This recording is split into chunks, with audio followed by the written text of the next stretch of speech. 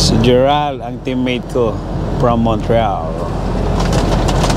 Oh yeah, ito papakita ko guys ang kabuuan ng Freightliner Cascadia.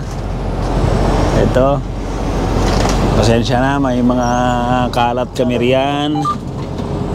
At ito yung bed sa baba, doon naman sa taas.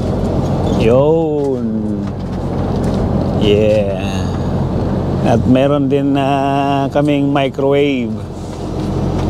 Pero hindi kasama sa truck yan nilagay lang yan. Pero may option yan. Ito ang may fridge dyan. Yan. Mayroon siyang fridge. Ayan.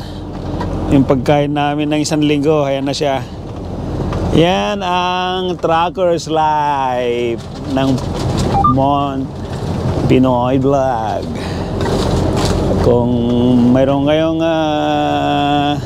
comment, mag-leave na lang kayo guys. And thank you for watching. Rock and roll.